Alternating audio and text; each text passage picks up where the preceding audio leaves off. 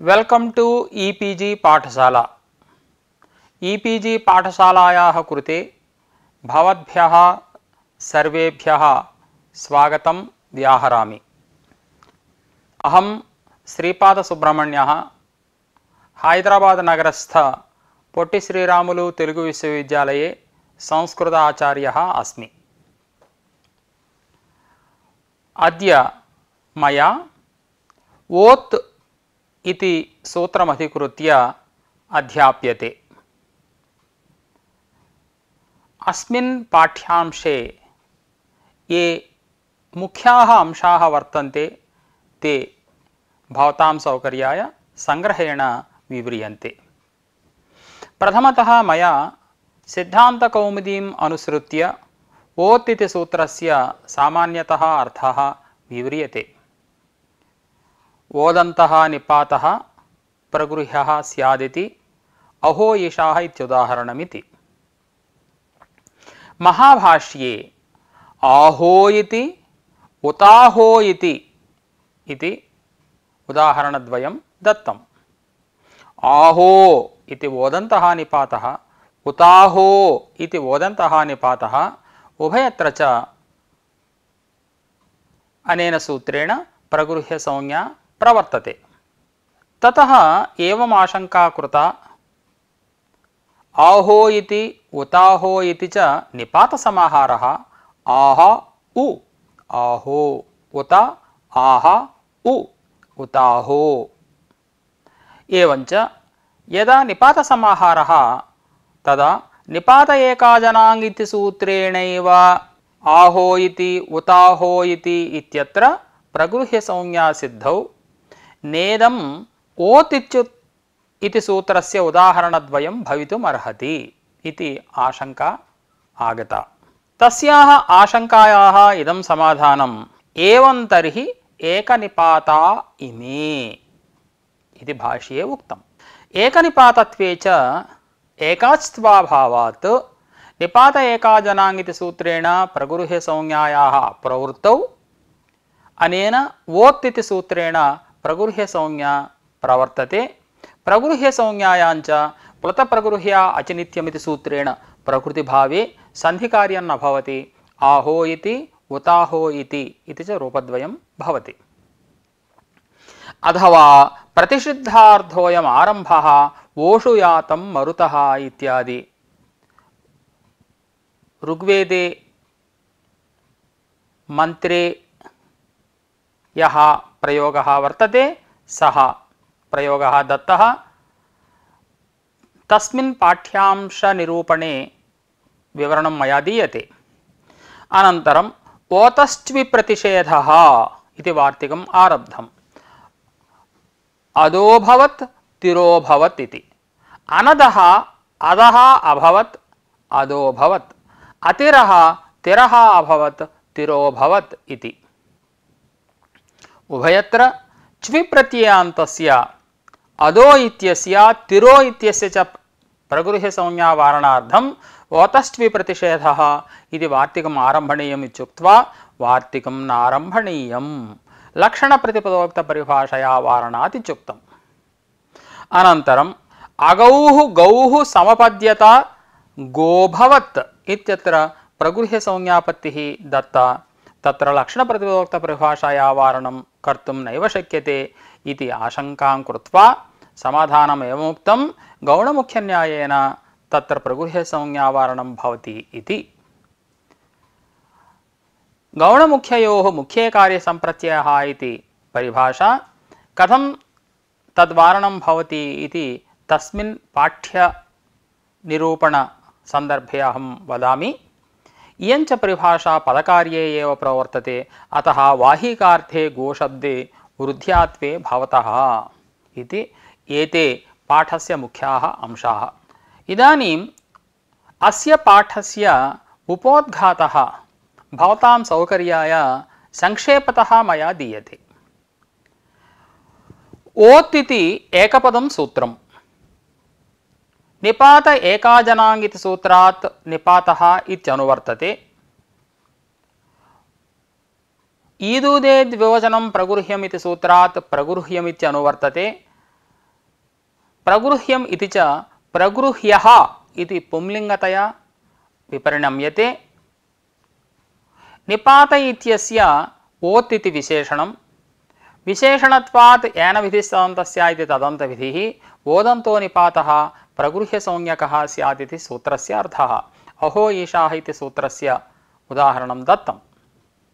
महाभाष्ये आहो इति उताहो इति उदाहरणद्वयं दत्तं।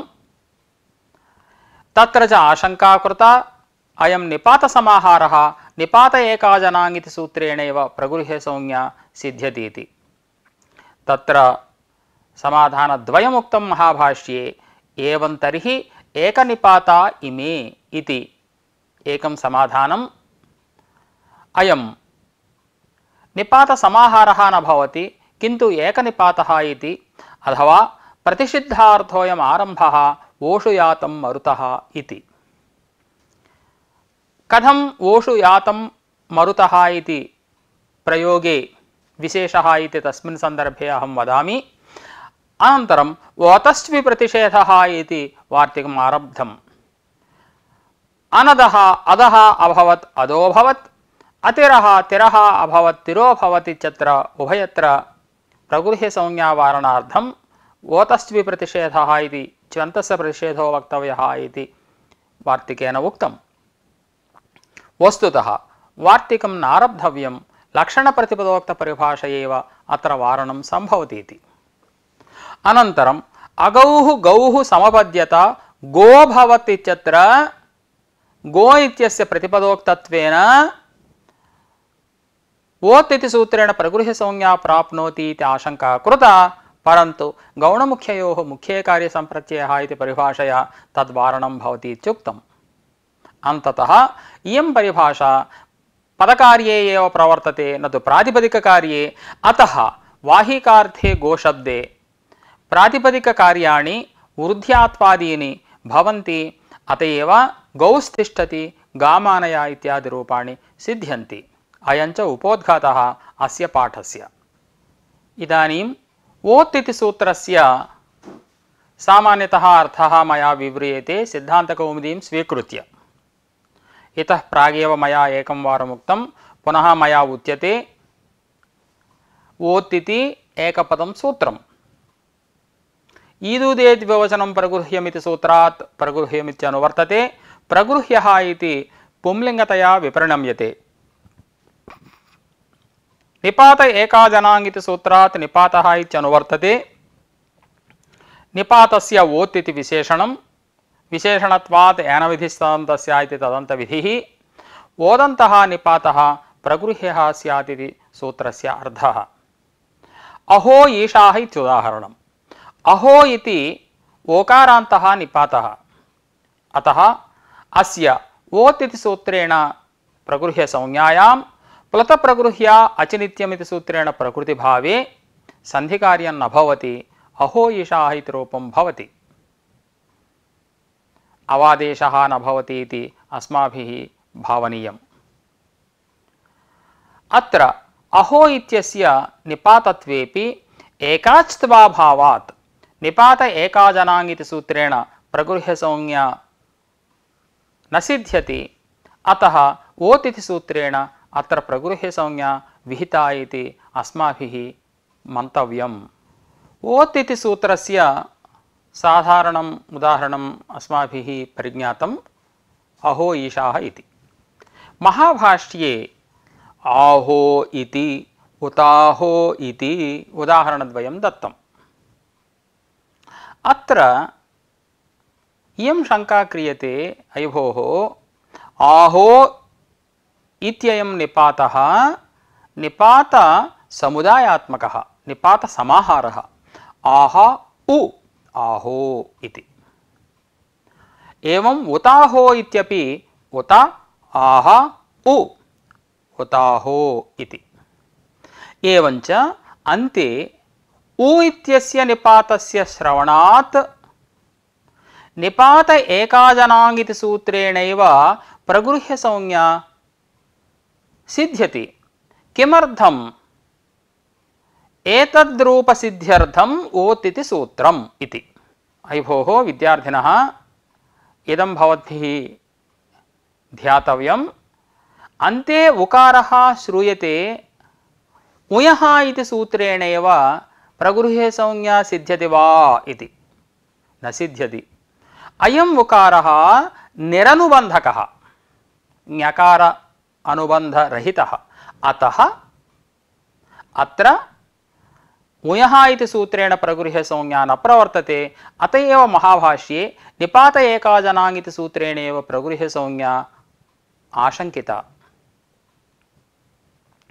एवञ्च इयम् आशङ्का आगता, आहो इति उताहो इति उदाहरणं कथं वा भवितुमर्हति अस्य वोत् सूत्रस्य इति। अत्र समाधानद्वयम् उक्तं महाभाष्ये। एवं तर्हि एकनिपाता इमे इति। आहो उताहो इति च निपातद्वयम् एकनिपातस्वरूपं, न तु निपातसमाहारः। यदि निपातसमाहारः स्यात् तदानीं निपात एकाजनाङ् इति सूत्रेणैव प्रगृह्य संज्ञा आशङ्क्येत। परन्तु अयं वोदन्तः निपातः इति कृत्वा वोत् इति सूत्रेणैव प्रगृह्य संज्ञा प्रवर्तते। अथवा प्रतिषिद्धार्थोऽयमारम्भः इति अन्यद्वचनं महाभाष्ये वर्तते।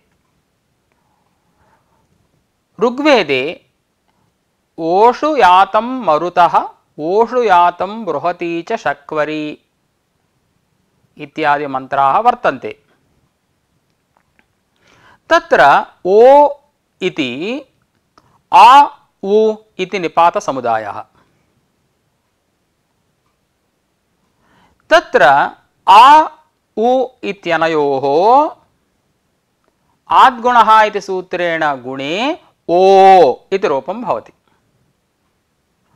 अत्र आ इति श्रूयमाणः आङ् इति भवद्भिः मनसि स्थापनीयम्। एवञ्च ओ इत्यस्य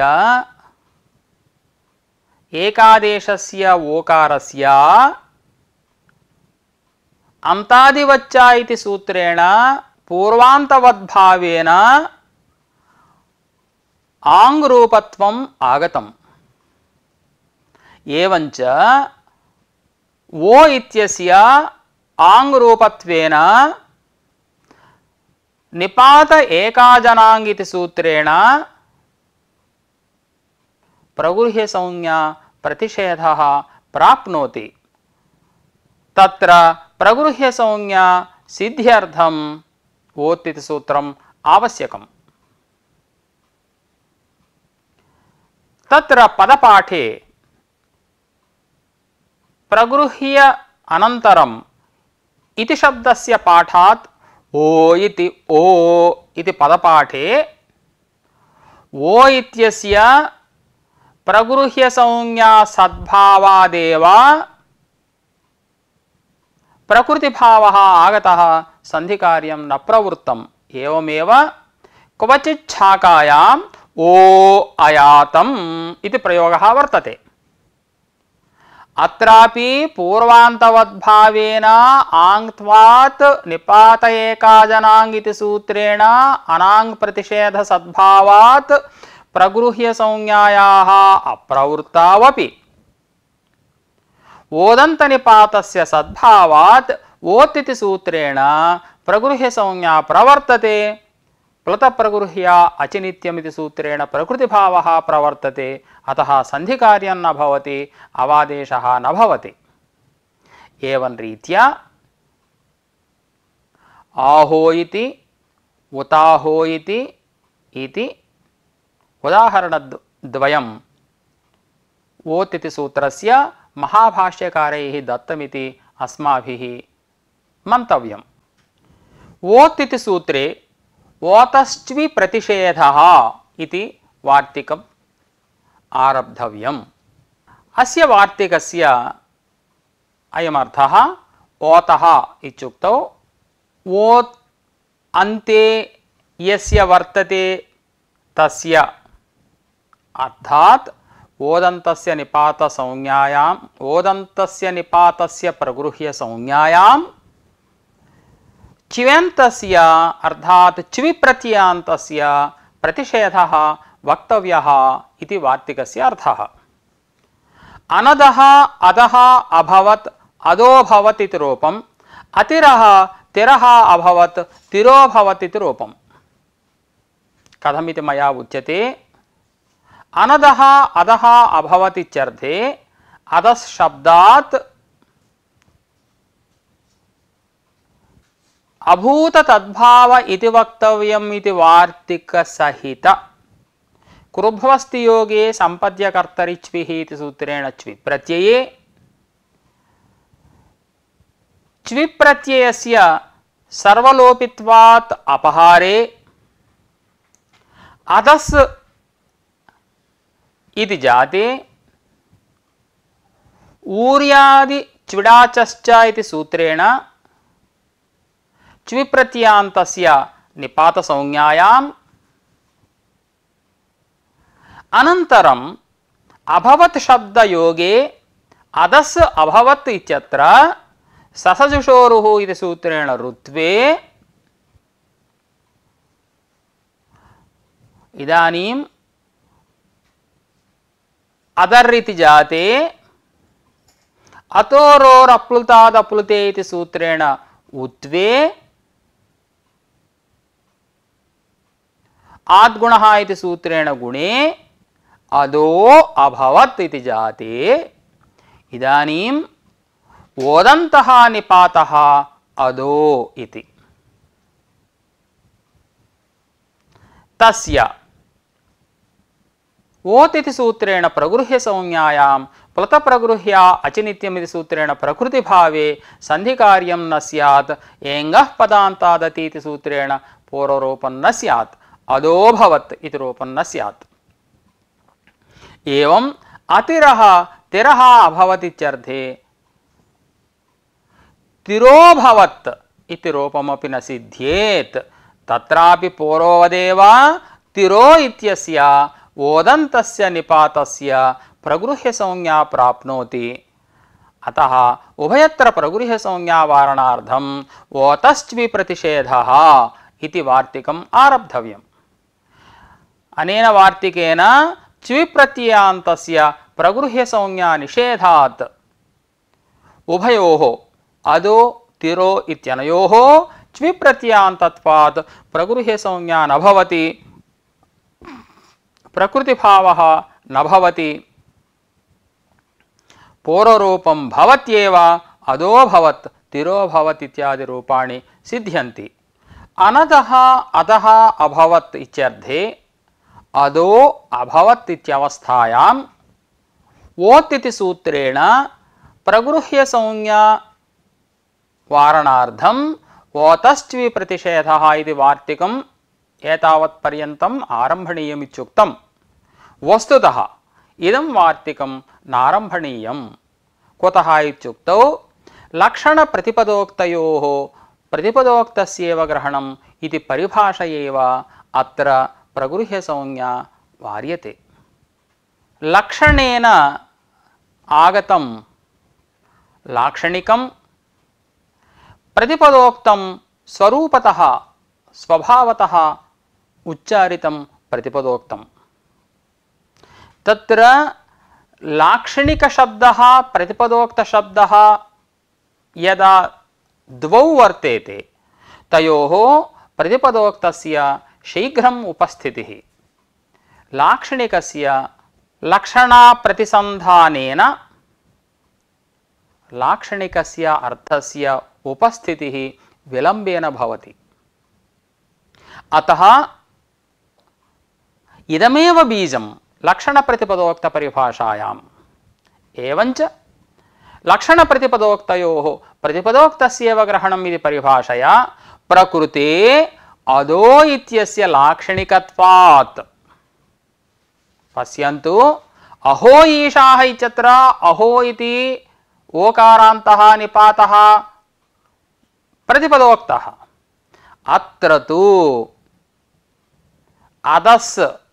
अभवत् इत्यवस्थायां ऋत्वे उत्वे आद्गुणः इति सूत्रेण गुणे अदो इति जातम्। अयम् ओकारः आद्गुणः इति गुणशास्त्रेण निष्पन्नः, अतः लाक्षणिकः। अस्य ओकारस्य ओत् इति सूत्रे लाक्षणिकत्वात् अग्रहणेन प्रगृह्य संज्ञा न भवति। अतः अत्र प्रगृह्य संज्ञा वारणार्थम् ओतस्त्वि प्रतिषेधः इति वार्तिकं नारम्भणीयम्। अयुभोः अदो भवत्तिरो भवति इत्यत्र ओकारस्य लाक्षणिकत्वात् लक्षणप्रतिपदोक्त परिभाषया वार्यतां नाम, परन्तु अगौः गौः समपद्यत इत्यर्थे गो भवति इति रूपम्। पूर्ववदेव गोशब्दात् च्वि प्रत्यये गो अभवत् इति जाते अत्र गोशब्दे ओकारः स्वभावसिद्धः लक्षणेन निष्पन्नः नास्ति, प्रतिपदोक्तः। एवञ्च गो अभवत् इत्यत्र ओकारान्तस्य निपातस्य संभवात्। कथं निपातसंज्ञा? ऊर्यादिच्विडाचश्च इति सूत्रेण निपातसंज्ञा। एवञ्च अत्र ओत् इति सूत्रेण प्रगृह्य संज्ञा प्राप्नोति, लक्षणप्रतिपदोक्तपरिभाषया वारयितुं नैव शक्यते अस्यापि प्रतिपदोक्तत्वात्। अतः ओतस्त्वि प्रतिषेधः इति वार्तिकम् आवश्यकमेव किल। यदि वार्तिकम् आरभ्यते तर्हि गो इत्यस्य च्वि प्रत्ययान्तत्वेन प्रगृह्य संज्ञा प्रतिषेधः सिद्ध्यति। अतः ओतस्त्वि प्रतिषेधः इति वार्तिकं कथं प्रत्याख्यातुं शक्यते इति प्रश्नः। अगौः गौः समपद्यत गो भवत् इत्यत्र गो इत्यस्य ओकारान्तस्य निपातस्य ओत् इति सूत्रेण प्रगृह्य संज्ञा प्राप्नोति इति दोषः दत्तः। लक्षणप्रतिपदोक्तपरिभाषया वारयितुं नैव शक्यते इत्यप्युक्तम्। तर्हि कथं प्रगृह्य संज्ञा वार्यते इत्युक्तौ इदं समाधानं गौणमुख्ययोः मुख्ये कार्यसम्प्रत्ययः इति परिभाषया अत्र प्रगृह्य संज्ञा वार्यते।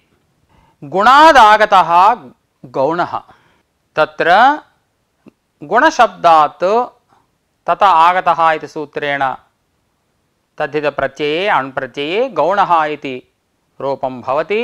एवं मुखमिव मुख्यः इत्यपि रूपं भवति। इवार्थे शाखादिभ्यो यः इति सूत्रेण यप्रत्ययः। गौणः इत्युक्तौ अप्रधानः अर्थः, मुख्यः अर्थः इत्युक्तौ प्रधानः अर्थः। पश्यन्तु, सिंहो माणवकः इति प्रयोगः वर्तते।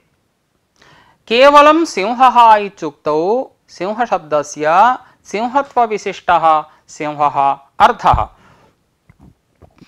सिंहशब्दस्य सः अर्थः मुख्यः। यदि सिंहो माणवकः इति प्रयोगः अस्माभिः क्रियते, कुतः कथं कुतः? सिंहे यादृशः पराक्रमः वर्तते तादृशः शौर्यं पराक्रमः माणवकेऽपि वर्तते इति द्योतनाय अस्माभिः सिंहो माणवकः इति प्रयोगः क्रियते। तत्र सिंहशब्दस्य आरोपितसिंहत्ववान् अर्थः। तत्र सिंहशब्दस्य न मुख्यः अर्थः, किन्तु माणवकादिः अमुख्यः गौणः अर्थः। गुणादागतः गौणः अयम् अर्थः। शौर्यादि धर्मसादृश्येन अयं प्रयोगः। प्रकृते अगौः गौः समपद्यता इत्यत्र प्रगृह्यसंज्ञा वार्यते इति। अत्र परिभाषायां बीजं किमिति किञ्चित् विचार्यते मया। सिंहो माणवकः इत्यादि प्रयोगे आरोपितसिंहत्ववान् अर्थः सिंहशब्दस्य। तत्र वाहीके सिंहत्वारोपाय प्रथमतः सिंहत्वविशिष्ट सिंहशब्दार्थस्य उपस्थितिः आवश्यकी। अतः मुख्यार्थस्य प्रथमं यदि उपस्थितिः भवति, सिंहत्वविशिष्ट सिंहरूपः अर्थः यदि उपस्थितः भवेत्, तर्हि तादृशसिंहत्वस्य अत्र आरोपः कर्तुं शक्यते। अपि च अस्य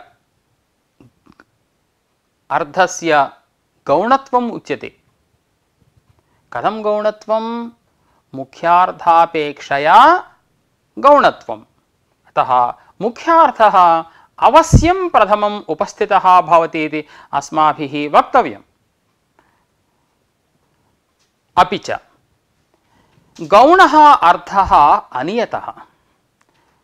गोशब्दस्य वाहीकः अर्थः एवं अन्यः अर्थः एवं रीत्या वक्तुं शक्यते। गौणार्थः अनियतः, मुख्यार्थस्तु नियतः। अतः नियतस्य अर्थस्य प्रथमम् उपस्थितिः इति अवश्यं भवति। इदमेव गौणमुख्यन्यायस्य बीजमिति अस्माभिः मन्तव्यम्। प्रकृते अगौः गौः समपद्यत इत्यर्थे गोशब्दात् अभूत तद्भाव इति वक्तव्यम् इति वार्तिकसहित कृभ्वस्तु योगे संपद्यकर्तरि च्विः इति सूत्रेण च्वि प्रत्यये गो च्वि इति स्थिते चकारस्य चुटु इति सूत्रेण इत्संज्ञायां लोपे इकारस्य उपदेशे जनुनासिक इति सूत्रेण इत्संज्ञायां लोपे वकारस्य वेरप्रोक्तस्य इति सूत्रेण लोपे सर्वलोपित्वात् च्विप्रत्ययस्य संपूर्णतः अपहारः।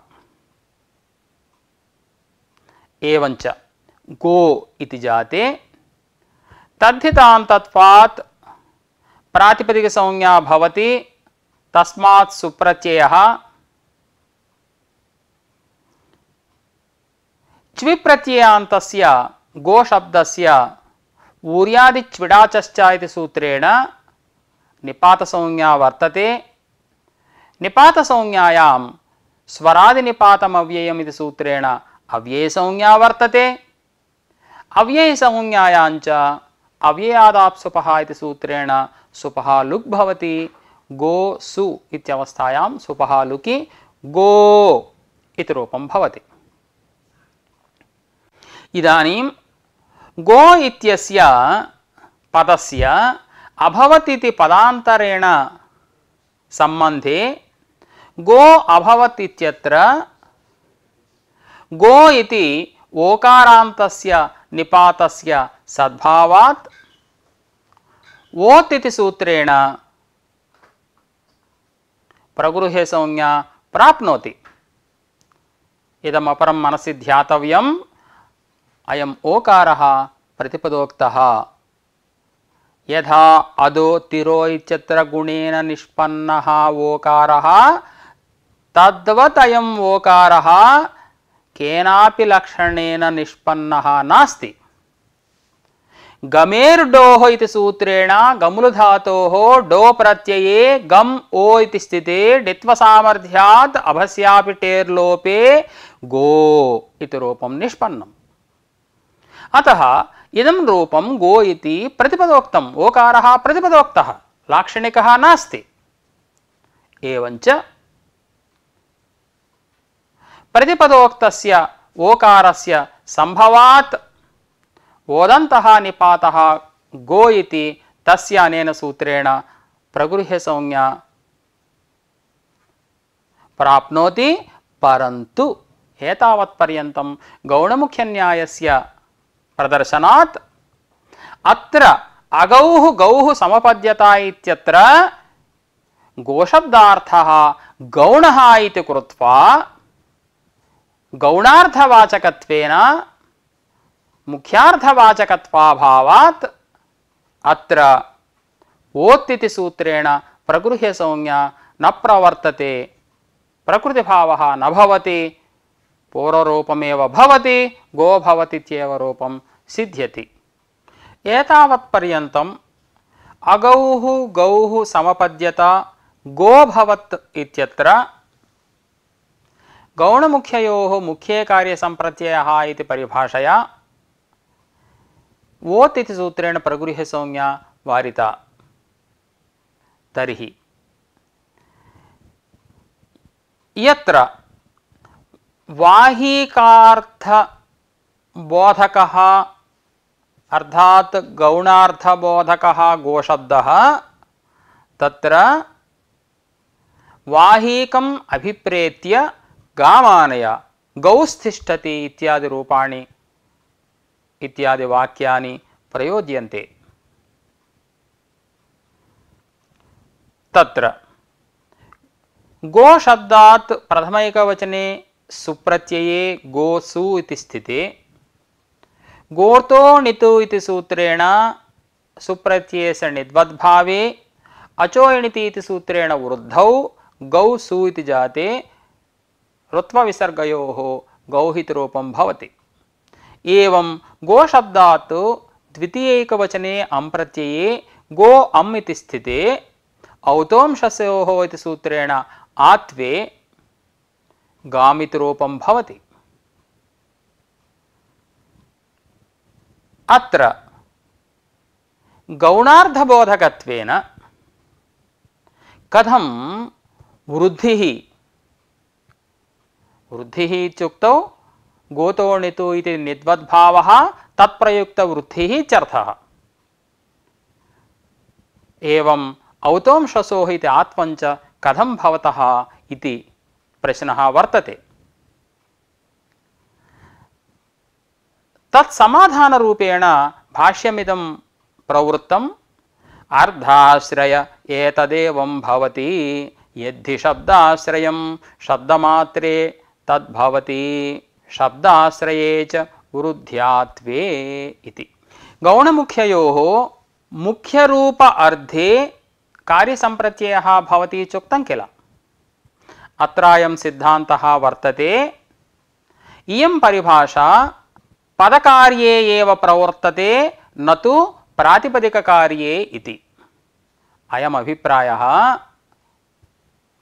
प्रातिपदिकेनापि कश्चन अर्थः बोध्यते, नास्ति तत्र सन्देहः, तत्र स्वार्थः वर्तते, परन्तु तस्मिन् स्वार्थे प्रातिपदिकस्य अर्थे मुख्यव्यपदेशः नास्ति। मुख्यव्यपदेशः कथं भवति? गौणापेक्षया मुख्यव्यपदेशः वक्तव्यः। एतावत्पर्यन्तं यदि शब्दः निष्पाद्यते पदं सिद्धं भवति पदान्तरेण सम्बन्धे अयमर्थः गौणो वा मुख्यो वा इति ज्ञातुं शक्यते। गौः इति पदनिष्पत्त्यनन्तरं वाहीकपद सम्बन्धे सति अयं गोशब्दः अप्रधानम् अर्थं बोधयति इति ज्ञायते। इदानीं गो प्रातिपदिकात् सुप्रत्यये प्रातिपदिकार्थस्य उपस्थितावपि मुख्यव्यपदेशः नास्ति, गौणव्यपदेशः सर्वदा नास्ति।